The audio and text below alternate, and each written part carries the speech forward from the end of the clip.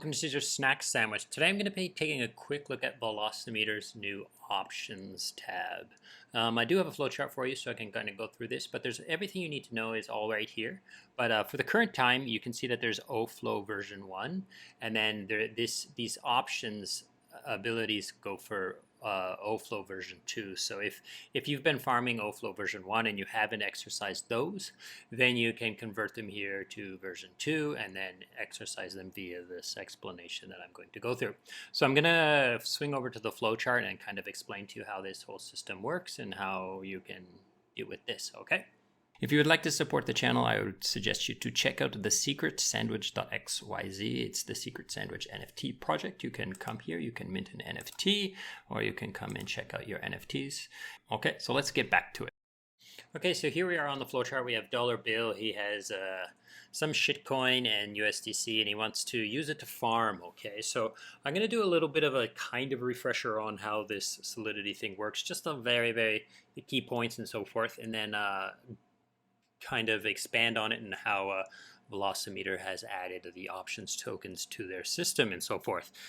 So he's got these two tokens. He wants to provide liquidity and farm with them. So he goes to Velocimeter or any DEX per se, and he supplies the assets to Velocimeter, creates an LP, right? And that LP token is then staked in the gauge, and it sits in the gauge to earn more flow tokens. So the flow tokens are put into this gauge, and then you can do all kinds of things with those flow tokens. So obviously you could take those flow tokens and sell them for USDC and just compound it, or do whatever you want in that sense, like take profits.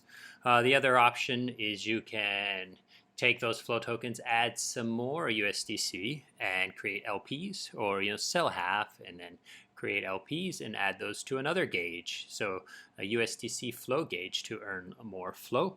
And then the third option you can do with flow tokens is to lock them into a VE NFT, and that VE NFT then allows you to vote on which gauges get flow rewards, and then also gives you the fees from these tokens and any bribes that projects give towards the people who vote on their gauge. So the fees from these LPs will go to the NFT holders, okay? So keep that in mind. So that's basically how the general Solidly system works in a very nutshell type case. But what they've done at Velocimeter is they've converted these gauges to spit out O tokens, so option tokens.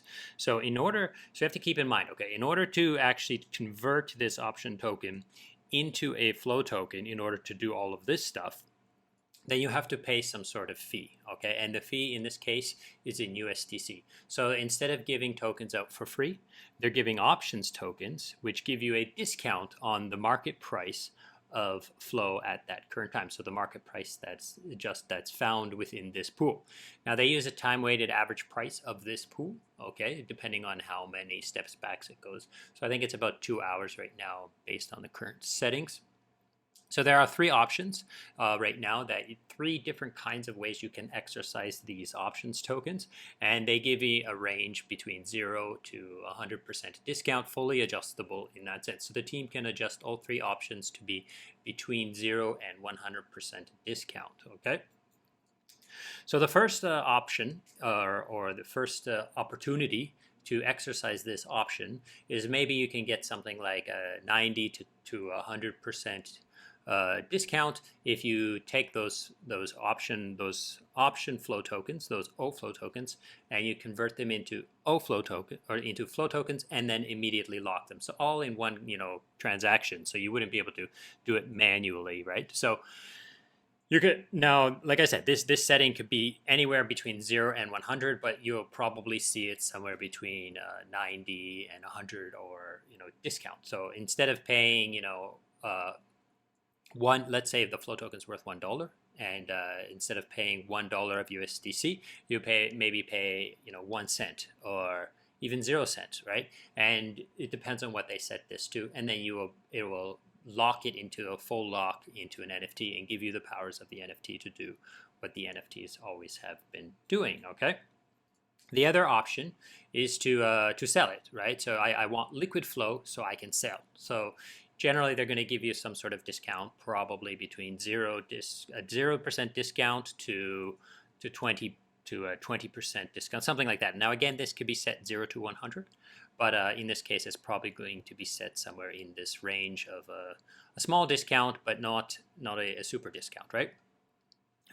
So now that would give him the opportunity to then, exercise it. So he's going to pay some USDC. So let's say it's worth $1. So maybe he will pay 90 cents to get $1 worth of flow, right? Or something like that. Okay. So that's the second option, to exercise these options.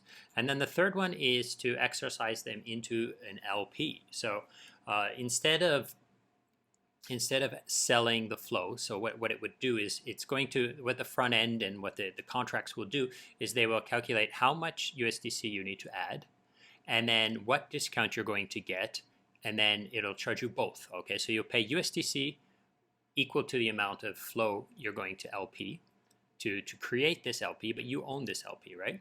And then you're going to pay a little bit of the discount amount as well. Okay. So that discount amount kind of goes to, I'll talk about where the discount amount goes later. But so let's say you have $1 worth of flow. So you would exercise it into this LP. You would bring another $1 worth of USDC, right? And then you would have a $2 LP. And then you would also pay some sort of like discount, okay? So you would pay maybe 20 to 80% of the value in on top of the LP, but you get to keep the LP and so forth. Okay. Now, where does that LP go? It goes into a staking contract. Okay, so it sits in this staking contract. Now, this staking contract has a locking time. Okay, so if you can lock this you would lock this LP into this locking staking contract, and it depends again on what the settings. This could be anywhere from like 0 time to infinity, but it's probably going to be set between 1 week up to like 26 weeks, because 26 weeks is how long you lock the VE NFT for, right? So let's say it's 1 week to 4 weeks, and you get a discount based on 20% to 80%. Again, this can be set 0 to 100 or whatever they decide, but so let's say it's set as it is, it's seen here, so 20 to 80%. So if you lock your LPs for 1 week, then you will get a 20% discount on the price.